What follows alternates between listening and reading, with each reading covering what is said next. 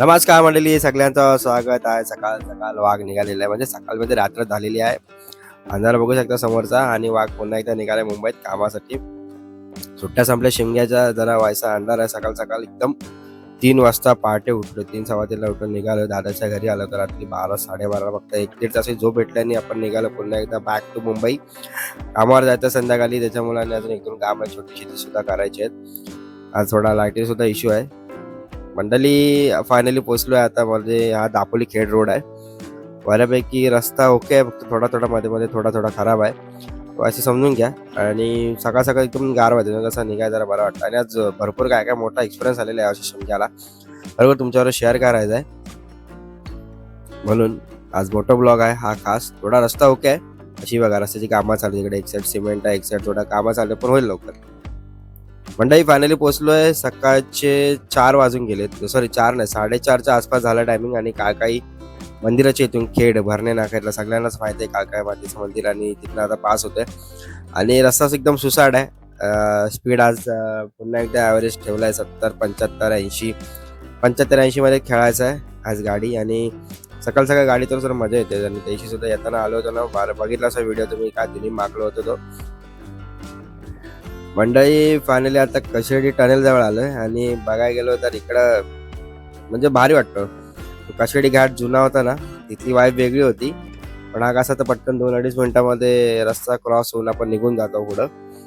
आणि बऱ्यापैकी तेवढा टाइम वाचतोय. पण भरपूर आता मोठं ब्लॉगर आहेत ना, ते कशेडी घाटाचे व्हिडिओ टाकतायत जुन्या रस्त्याचे, तिकडे गाड्याच नाहीत. आणि बघू कधी जमलंच पुन्हा एकदा यायचं झालं गावाला तर आपण आल्यावरती ना कशेडी जुना रस्ता जो आहे ना तिकडनं ट्राय करू यायचा. ती मजा वेगळी आहे त्या रस्त्याची. आपण 2-3 वेळा आलो त्या रस्त्यानं गाडी घेऊन. बाईक घेऊन आलेलो, बुलेटने होतो. आपला मित्र अभिची 350, बुलेट 350 का थंडरबर्ड होती, सॉरी थंडरबर्ड होती, आणि शाईन होती योग्याची. आम्ही तिकडे जायचो खूप वेळा. भारी तो सुद्धा रस्ता, कधी ते जमलाच त्या रस्त्याने ट्राय करू. पण टनेलमधून तेवढा टाइम वाचते म्हणूनच लवकर निघून जाता येतो. यावर्षी शिमग्याला भारी भारी एक्सपिरियन्स आले. तुमच्या भावासला काय बोलायचं, म्हणजे आता विषय खोल आहे, एकदम खोल म्हणजे खोल आहेत. आणि तुमच्यासोबत शेअर करायचेच आहेत. काय कोकणावरच आहे शेवटी, आपण कोकण प्रेमी. गावाकडची ओढ जाम आहे आपल्याला. वाघ शेवटी निघाले मुंबईला. सीन मोठा झालेला आहे. 2-3 दिवस सुट्टी होती, 3 दिवस सुट्टी कशी निघून गेले काय कळालं नाही. असं वाटलं की यार अजून पोस्ट वगैरे करून जावाचं वाटत होता. मग काय करणार, आपल्या नशिबात नाही तो. त्याच्यामुळे आज निघायचं मुंबईत. परत एकदा निघाले. सकाळी 3:30 पावणेच्या आसपास गाडी काढली दापोलीतून. आता बघू किती वाजेपर्यंत पोहोचतो आणि काय कसा काय विषय होता. आता फायनली आपला कशेडी टनेल आपला कम्प्लीट झालेला आहे इथं. मंडळी सकाळचे सुप्रभात बघू शकता. एकदम सूर्याची किरण, म्हणजे सूर्योदय येत आहेत वरती. आपण पोहोचलोय. आता मला सुद्धा आयडिया नाही हा कुठं लोकेशन आहे, पण पोहोचलोय. गाडी त्याच स्पीडला चालली. इंदापूरला थोडा ब्रेक घेतला. 5:45ला इंदापूरला थांबलोय. चाय ब्रेक झाला, मस्त की 2 चाय पियालो. आणि पुन्हा एकदा आपल्या वाटेला लागलोय. म्हणजे मोठे मोठे एक्सपिरियन्स आले यावर्षी शिमग्यात. एक म्हणजे कोकण टॉकीजचा गाणं आहे, निखिल सकपाळ आपला मित्र दापोलीचा, आणि पंकज भाऊने आपला ते रिदम सगळं अरेंज केलेलं आहे. संगीतकार आपला मित्र पंकज काताले. आणि त्या गाण्याची स्टोरी दाखवली, जो गावाला येतात जो साखरवाणी येतो, आणि त्यांच्यासाठी म्हणजे देवाची पालखीचा रूट बदलायचा असतो, जो मार्ग होता तो बदलायचा होता. पण ते गावाला नकारते, तर शेवट्याने वादविवाद सगळा जो काय दाखवलेला आहे. आणि त्याचं पुन्हा एकी होते. तर असा कशा प्रकारे आपल्यासोबत सुद्धा, म्हणजे यावर्षी मला थोडी भीती होती या गोष्टीची. मी गावाला येतानाच, तुम्हाला माहिती आहे मोठं ब्लॉक तुम्ही बघितलंय, रोवायचा रस्ता खड्डा आहे इथं, ते डायव्हर्शन समजत नाही हो. तर गावाला येताच आपल्याला मोठा एक्सपिरियन्स असा होता की गावाला येताना आपण टायमात निघालेलो. खरं तर 3-3:30च्या आसपास निघालेलो, पण गावी कधी पोहोचेल काय माहित नव्हतं. आणि पाटील की आमच्या गावचे अध्यक्ष सुभाष तांबे यांच्याकडे होते, तिथनं पालखी आपल्या घरी पहिली येणार होती, असा काहीतरी सीन होता. पण त्या टायमात पोहोचेल की नाही हा मोठा प्रश्न होता. परीक्षा होती. रणबरी मातेला म्हटलेलं की बाबा बघ, तुझ्या पालखीला यायचं आहे, निघणार तर आहे मी, तर टायमात पोहोचून दे. पण आदल्या रात्री जेव्हा गावकीची मीटिंग बसते पालखीबद्दल बोलण्यासाठी, चर्चा करण्यासाठी, तेव्हा पप्पांनी गावी तिथे विचार मांडला होता त्या बैठकीमध्ये की माझा मुलगा असं टायमिंगला येईल, तर तुम्ही थोडा रूट थोडं 1-2 घरा क्रॉस करून म्हणजे बाकीची बाजूची घरं घेऊन तुम्ही आमच्याकडे पालखी आणाल का? पण आमच्या गावातल्या सगळ्यांचे मी आभारी आहे.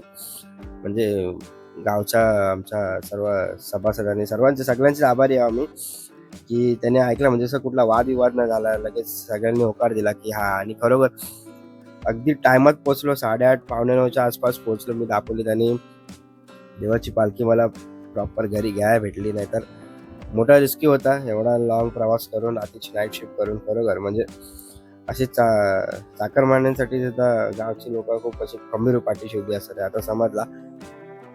तर फायनली मंडळी असा काय एक प्रसंग घडला होता, पण त्या गाण्यातला जो काय बोध होता ना तो इथं आम्हाला बघायला मिळालेला आहे. आणि फायनली आता पोहोचलो वडखल चा ब्रिज वगैरे क्रॉस करून असं की आता मुंबईत लवकरच जावं असं मला वाटायला लागलेलं आहे. सकाळची थंडी आहे ती आहेच, अजून ऊन सुद्धा यायला लागलं एक साईडने. पण भारी वाटतं यार, रस्ते जर एकदम सुसाट झालेत ना, एवढा भारी वाटतो ना. आता कधी काय बोलायचं त्यात. थोडा महाड रस्त्याने मी आतमध्ये गेलो होतो, तिकडे सुद्धा कामं चालू आहेत. कामं ओकेत, लाटवण वगैरे तिकडे थोडासा काम आहे. पण तो काय दापोली मंडणगडचा रस्ता जो आहे तो काय केला नाही. दशा झाली ती दशा नको म्हणून आपला दापोली खेड बस मला परवडला. किलोमीटर तर तेवढंच दाखवत आहे, 1-2 किलोमीटर उलट कमी होते मला दापोलीवरून असा अंदाज चाललाय माझा. पण ओके, रस्ता ओके होता, काहीच प्रॉब्लेम नाही. थोडासा 19-20 आहे काय नाही, पण मुंबई गोवा हायवे 1 नंबर बनलाय. अजून मला वाटतं 1-2 ब्रिजची कामं झाली ना, एवढा रस्ता सुसाट बनल की काय त्याचा एकदम विषय खोल होणार आहे. बरोबर. आणि आता फायनली सकाळचे मला पण माहित नाही किती वाजलेत, मोबाईल बघायला लागेल. पण असं सुसाट आहे, गाडी सुसाट आहे, सगळा भारी आहे. आणि कोकणात 3 दिवसची मजा केली आहे. आपलातून होती, देवाची पालखी आली, घरी खेळी होते. त्याच्यानंतर आपण सुद्धा आपलं सोशल वर्क होतं ते सुद्धा कंप्लीट झालं आहे. त्याचा सुद्धा व्हिडिओ येईल आपल्या चॅनलवरती.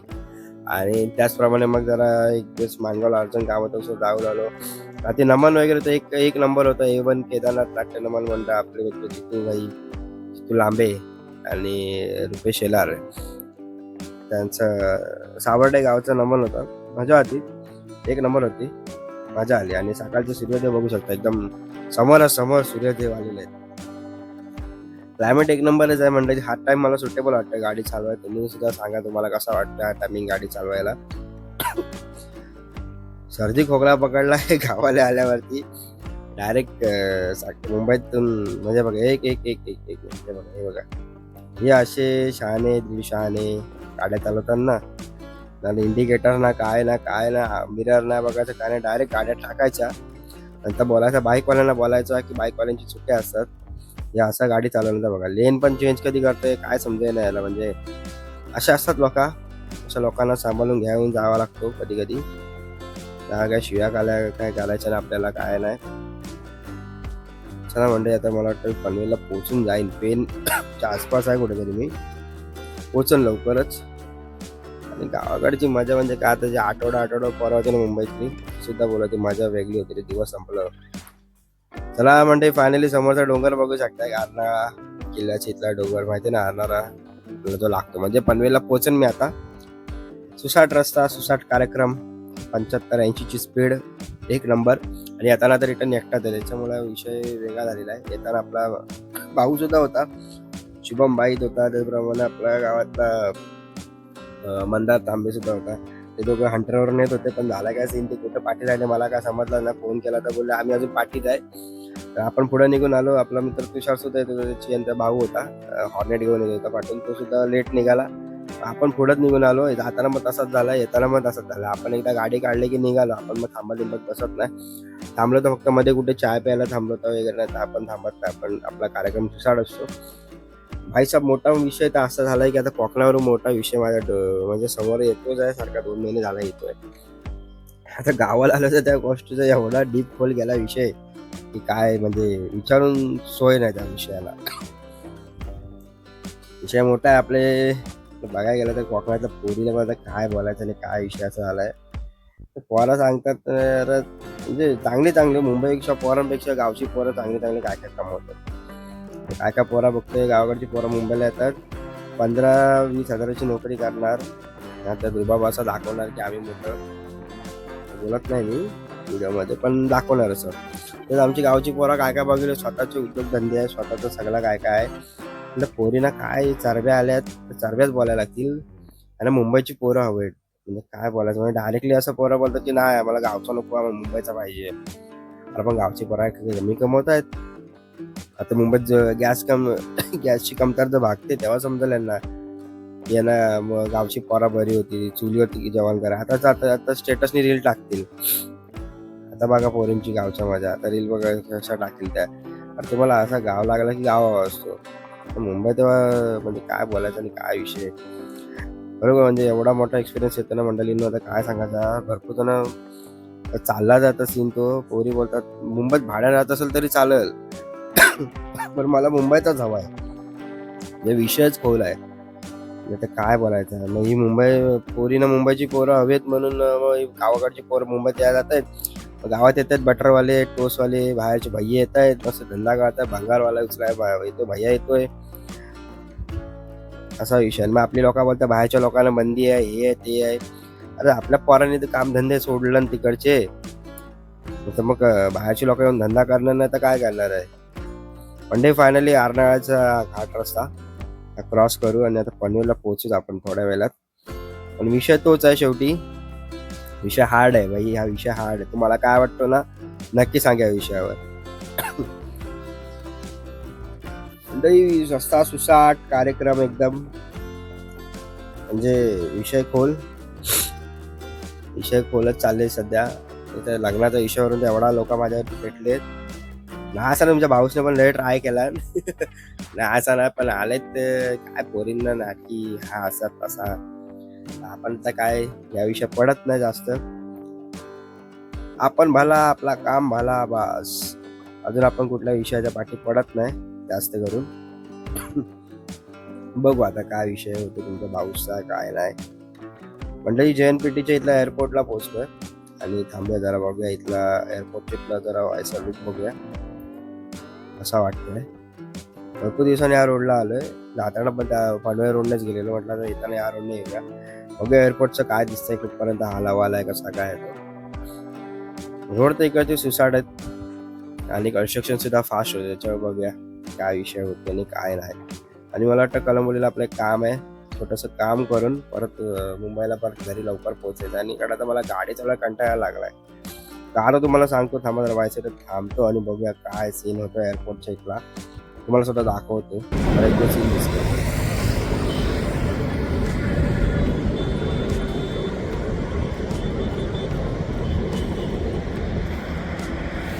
फायनली पोचलो दीपा पाटील एअरपोर्टला. थोडा मी बघूया म्हटलं एअरपोर्टच्या इथलं बघितलं. आणि विमानसुद्धा लँडिंग वगैरे होताना काय काही प्रोसेस चालू आहे तिथं. आणि भारी आहे एकदम हायवे नजदीक. आणि सकाळचे बरोबर 8 वाजले, 3:40 पावणे 4ला निघाले की दादूच्या घरात. त्यानंतर गेटचा रस्ता. खरं म्हणता एअरपोर्टचा लुक बघितला होतो मी, भारी काम चालू आहे. आणि आता पुन्हा एकदा कळंबोलीला जायचं आपल्याला. कळंबोलीला छोटं काम आहे हॉस्पिटलचं, एक 15 मिनिटात ते काम आटपून मग आपण पुन्हा एकदा मुंबईकडे जायचं आहे. मुंबईत आलो पण एक गर्दीत जरा वाटायला लागले हळूहळू. गाडी चालवायची मजा जाते आता, म्हणजे स्पीड तशी मेंटेन नाही होते पाया तशी.